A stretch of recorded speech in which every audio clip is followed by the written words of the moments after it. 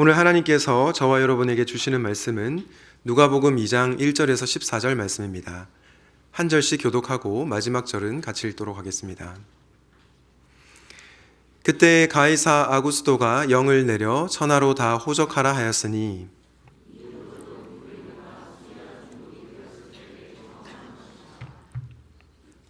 모든 사람이 호적하러 각각 고향으로 돌아가매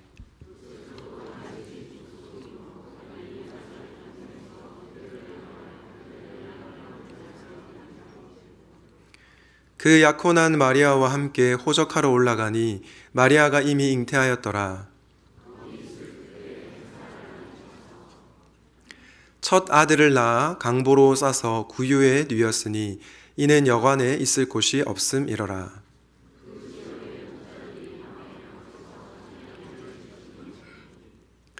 주의 사자가 곁에 서고 주의 영광이 그들을 두루 비추매 크게 무서워하는지라.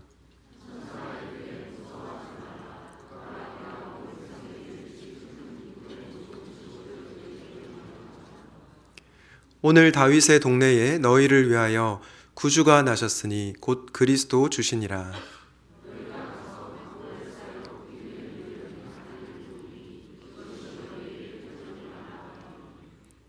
호련히 수많은 천군이 그 천사들과 함께 하나님을 찬송하여 이르되, 다 함께 읽겠습니다.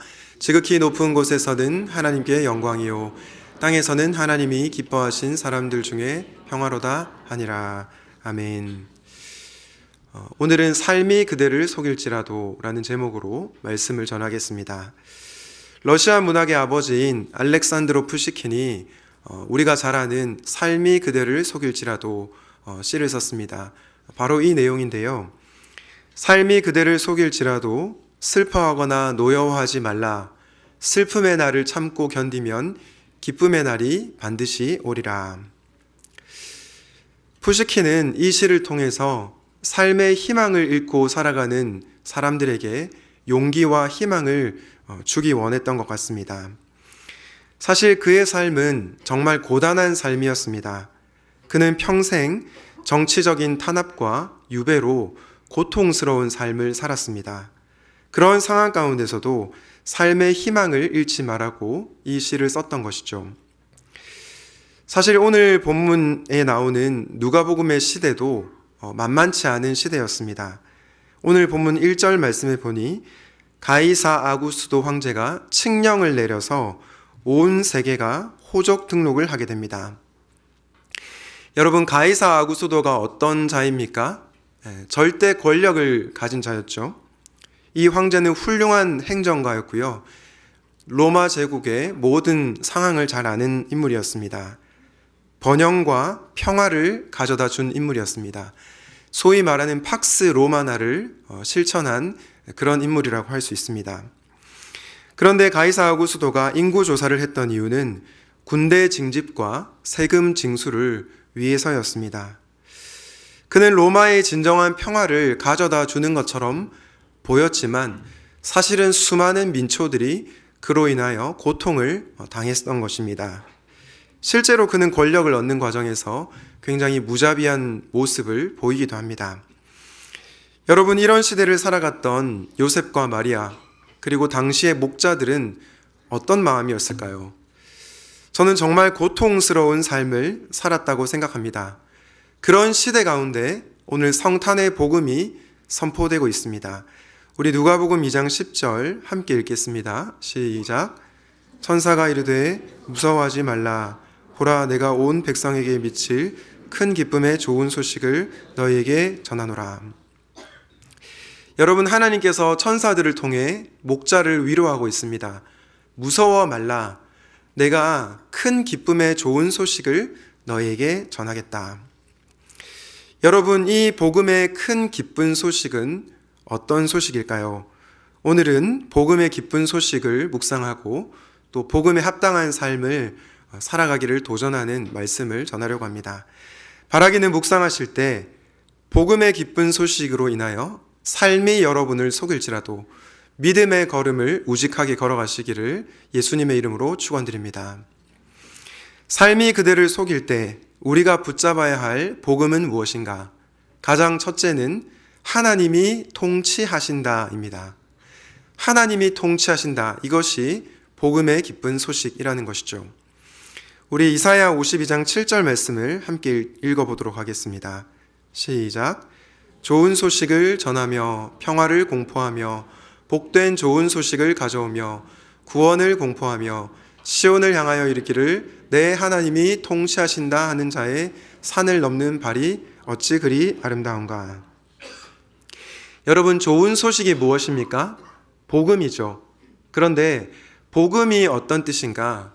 이사야가 말하는 복음은 하나님이 통치하신다라는 것입니다.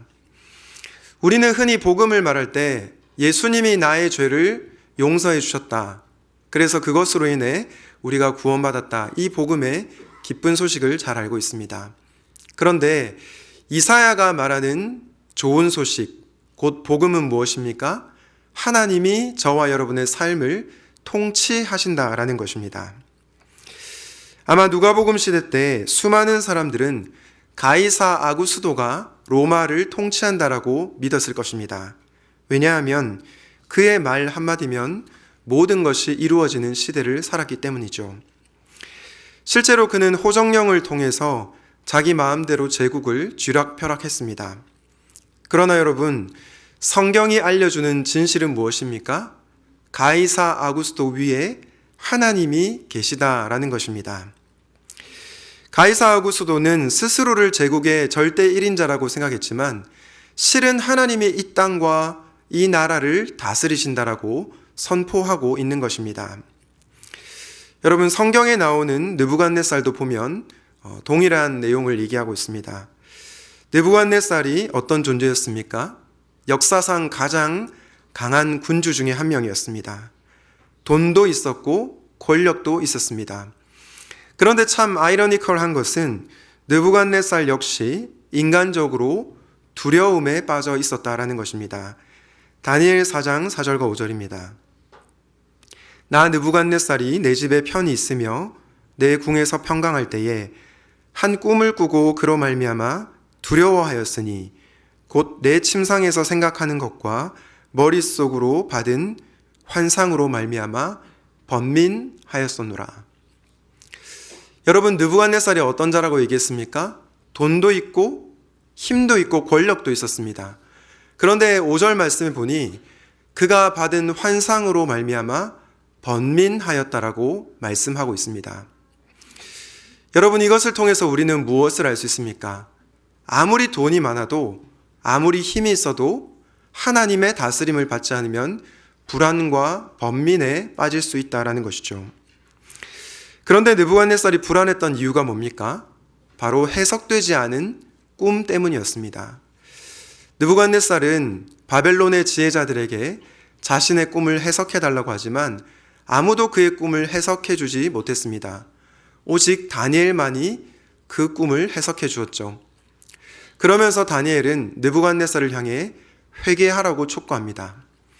하지만 느부갓네살은 권력에 취하여 회개하지 않습니다.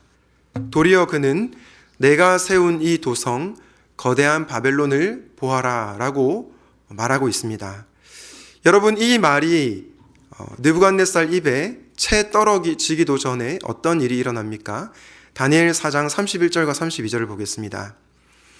이 말이 왕의 입에서 채 떨어지기도 전에 하늘로부터 내려오는 말소리가 들렸다. 느부갓네살 왕아, 너에게 선언한다. 왕권이 너에게서 떠났다. 32절은 우리 함께 읽겠습니다. 시작.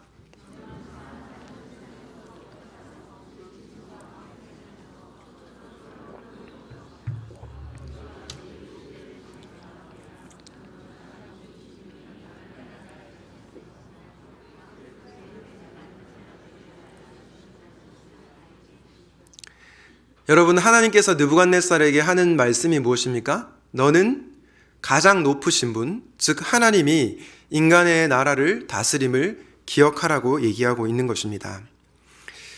사랑하는 성도 여러분, 우리는 이 땅을 살면서 돈이 이 땅을 통치한다라고 믿을 때가 있습니다. 권력과 힘이 이 세상을 다스리는 것처럼 느껴질 때가 있습니다. 그래서 삶이 저와 여러분을 속인다는 생각이 들 때가 있죠. 그러나 성경이 말하는 진실, 복음의 첫 번째 소식은 무엇입니까? 하나님이 통치하신다라는 것입니다. 간절히 바라기는 저와 여러분의 삶을 우리 하나님이 통치하신다는 것을 믿고 용기를 내어 살아가시기를 예수님의 이름으로 축원드립니다. 성탄절에 우리가 기억해야 할 복음의 기쁜 소식은 어떤 소식입니까? 둘째는 사람을 가리지 않고 임한 소식입니다. 예전에 제가 대학생 때 한 선배가 저에게 얘기한 걸 듣고 충격을 받은 적이 있습니다. 그때 선배가 저에게 뭐라고 얘기했냐면, 요한아, 하나님은 중심을 보시는 분이시지 그 말에 대해서 너는 어떻게 생각하니? 그래서 제가 이렇게 대답했습니다. 형, 맞아요. 하나님은 중심을 보시죠. 우리의 겉모습이 아니라 중심을 보시는 분 아닌가요? 그러자 이 형이 이렇게 얘기했습니다. 그래, 하나님 중심을 보시는 거 맞지. 그런데 사람은 외모를 보잖아. 그래서 나는 예쁜 여자랑 결혼할 거야. 이렇게 얘기를 하더라고요.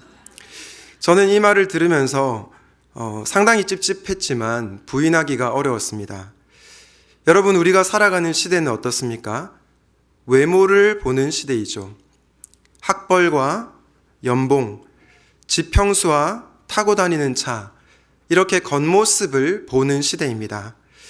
이런 시대를 살다 보니 때로는 삶이 저와 여러분을 속인다고 생각할 때가 있다라는 것이죠. 그리고 그것으로 인해 우리는 낙심과 좌절에 빠질 때가 있습니다. 그런 현실을 살아가는 우리에게 임한 복음의 소식이 무엇이라고요? 사람을 가리지 않고 임하는 소식이라는 것이죠. 우리 누가복음 2장 10절을 다 함께 읽도록 하겠습니다. 시작. 천사가 이르되 무서워하지 말라. 보라, 내가 온 백성에게 미칠 큰 기쁨의 좋은 소식을 너희에게 전하노라. 앞서는 제가 복음의 첫 번째 소식을 하나님이 통치하신다라고 말씀을 드렸는데요. 두 번째로는 이 단어에 집중하고 싶습니다. 온 백성에게 미칠. 여러분, 이 말이 무슨 말입니까? 복음은 특정 계층에게만 임하는 소식이 아니라는 것이죠. 문자 그대로 온 백성에게 미칠 기쁨의 소식이라는 것입니다. 복음의 소식은 부자와 권력자에게만 임하는 것이 아니라 가난하고 헐벗은 자, 외롭고 고통받는 자에게 임하는 소식이라는 것입니다. 오늘 누가복음 본문에서 천사들이 가장 먼저 복음의 소식을 전한 대상이 누구였습니까? 예루살렘의 종교 지도자들이나 로마의 귀족들이 아니었습니다. 한밤중에 양을 치던 사회적으로 미약하고 이름이 없는 목자들이었습니다. 이것을 봤을 때 우리는 복음이 사람을 가리지 않고 임하는 기쁜 소식이구나 라는 것을 알게 됩니다. 누가복음에 나오는 마리아도 마찬가지였죠. 예수님께서는 비천한 여인 마리아에게 찾아오셨습니다. 그래서 그 은혜에 감격한 마리아가 누가복음 1장 46절부터 48절에서 이렇게 노래하고 있습니다. 마리아가 이르되 내 영혼이 주를 찬양하며 내 마음이 하나님 내 구주를 기뻐하였음은 그의 여종의 비천함을 돌보셨습니다. 보라, 이제 후로는 만세의 날을 복이 있다 일컬으리로다. 여러분, 마리아가 주님을 찬양하고 있습니다. 내 영혼이 주님을 찬양하며 기뻐한다라고 고백하고 있습니다. 왜 그렇습니까? 주님께서 비천한 여인 마리아를 찾아오셨기 때문입니다. 아무도 주목하지 않은 인생을 주님이 주목하셨기 때문이죠. 이 사실로 마리아는 전심으로 주님을 찬양했던 것입니다. 누가복음 4장 18절 19절에 보면 주의 성령이 내게 임하였으니 이는 가난한 자에게 복음이 전해지고 포로된 자에게 자유를, 눈먼 자에게 다시 보게 함을, 눌린 자를 자유롭게 하는 복음의 소식이 전해졌다라고 말씀하고 있습니다. 여러분, 누가가 누구에게 복음이 전해진다고 말하고 있습니까? 가난한 자, 포로된 자, 눌린 자에게 복음이 전해지고 있다고 선포하고 있습니다. 이렇게 복음은 사람을 가리지 않고 주어지는 큰 기쁨의 좋은 소식이라는 것입니다. 여러분, 이 세상은 사랑받기 위하여 강자가 되라고 얘기를 합니다. 실패자가 되어서는 안 된다라고 얘기합니다. 하지만 성경의 시각은 다릅니다. 성경은 오히려 가난한 자와 포로된 자, 눌린 자에게 복음의 기쁜 소식이 전해진다고 얘기하고 있습니다. 사랑하는 성도님 여러분, 혹시 이 자리 가운데 실패로 인하여 낙심한 분들이 계십니까? 내 삶이 내 뜻대로 되지 않아서 속상한 분들이 계십니까? 그로 인해 눈물 흘리는 분들이 계십니까? 그렇다면 이 시간 복음은 사람을 가리지 않고 임한 소식임을 기억하시기를 바랍니다. 바라기는 복음에는 차별이 없음을 기억하시고 삶이 저와 여러분을 속이더라도 사람을 가리지 않는 복음 붙들고 승리하시기를 예수님의 이름으로 축원드립니다. 세상이 그들을 속일지라도 우리가 붙들어야 할 복음의 소식을 나누고 있습니다. 첫 번째 소식이 무엇이었죠? 하나님이 통치하신다라는 소식이었고요. 두 번째 소식은 복음은 사람을 가리지 않고 임하는 소식이다라고 말씀을 드렸습니다. 그런데 여러분, 우리가 살아가는 실제 삶의 모습은 어떻습니까? 분명 성경은 하나님이 통치하신다고 말하지만 이 세상은 마치 돈이 통치하는 것만 같습니다. 권력이 이 나라를 다스리는 것만 같습니다. 또한 복음은 사람을 가리지 않고 임한다고 했지만 세상은 어떻습니까? 사람을 차별해서 대합니다. 이렇게 삶이 저와 여러분을 속일 때가 있다라는 것입니다. 여러분, 그럴 때 우리는 무엇을 기억해야 할까요? 바로 우리의 왕이신 예수 그리스도께서 다시 오심을 기억해야 합니다. 예수님께서 다시 오실 때 모든 것은 바로 잡히게 될 것입니다. 모든 불의는 사라지고 주님의 공의가 이루어질 것입니다. 이리와 어린 양이 함께 거하는 평화의 나라가 도래할 것입니다. 그러므로 여러분에게 드리는 마지막 메시지는 오실 그분을 예비하라 라는 것입니다. 오실 그분을 예비하라. 여러분, 오실 그분을 예비하는 삶이 구체적으로 어떤 삶일까요? 저는 추앙과 환대의 삶이라고 믿습니다. 바라기는 예수님을 추앙하고 또 예수님이 사랑하시는 사람들을 환대하는 여러분이 되시기를 예수님의 이름으로 축원드립니다. 우리 누가복음 2장 13절과 14절 말씀을 함께 읽도록 하겠습니다. 시작.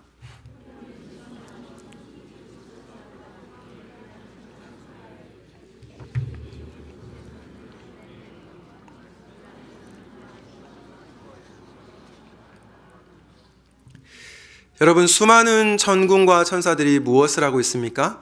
하나님을 찬송하고 있습니다. 저는 이 말씀을 묵상하는데 추앙이라는 단어가 떠올랐습니다. 추앙이 뭡니까? 높이 받들어 우러러 본다라는 뜻입니다. 다시 말해 예배하는 것이죠. 성탄의 주인공이신 예수님을 기억할 때 우리는 천사들처럼 왕이신 예수님을 추앙할 수밖에 없을 것입니다. 여러분, 우리가 믿는 예수님은 어떤 분이십니까? 그분은 온 세상과 우주를 통치하시는 왕이십니다. 그 하나님이신 예수님께서 저와 여러분을 위해 무엇을 하셨습니까? 사람이 되셨죠.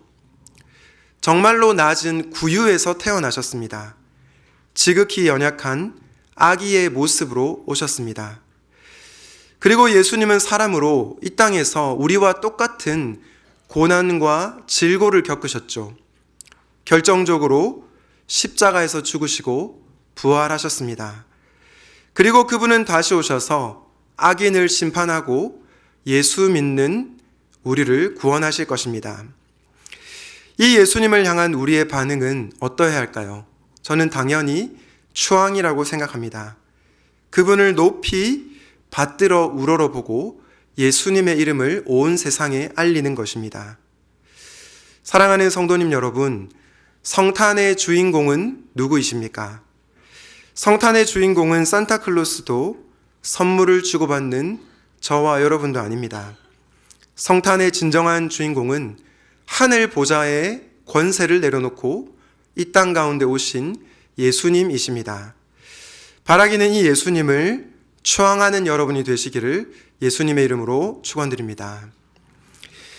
오실 그분을 예비하는 두 번째 삶이 무엇이었습니까? 바로 환대의 삶이었습니다. 환대가 무엇이죠? 다양하게 정의할 수 있지만 누가복음이 말하는 환대는 갚을 수 없는 사람에게 베푸는 사랑이라고 할 수 있습니다. 우리 누가복음 14장 13절 14절 말씀을 새한글 성경으로 함께 읽도록 하겠습니다. 시작. 오히려 잔치를 베풀 때면 가난한 사람들, 신체 장애인들, 지체 장애인들, 시각 장애인들을 초대하세요.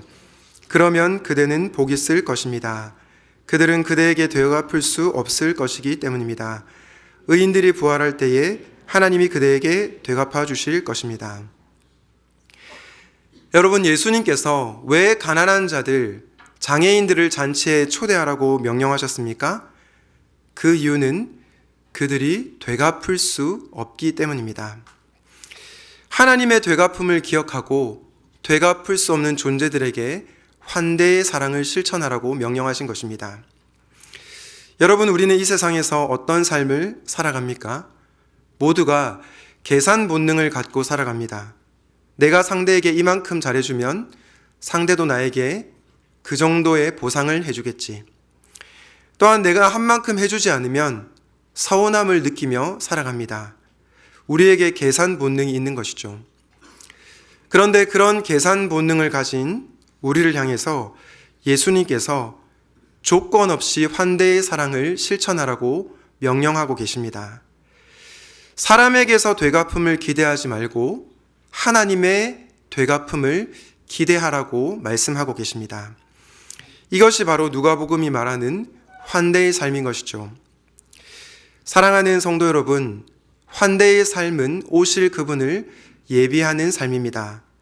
세상은 외모로 사람을 가리지만 예수님을 따르는 저와 여러분은 외모로, 겉모습으로 사람을 차별하여 대하지 마시기를 바랍니다.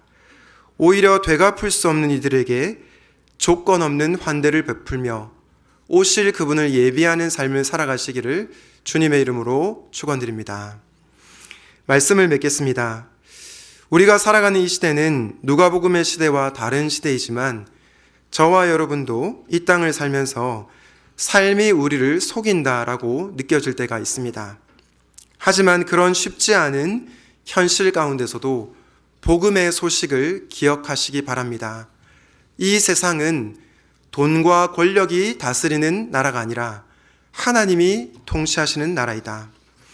또한 주님은 사람을 가리지 않고 저와 여러분을 찾아오신 분이시다. 이 복음의 기쁜 소식으로 인하여 이 성탄절 기뻐하는 저와 여러분들이 되시기를 축복합니다.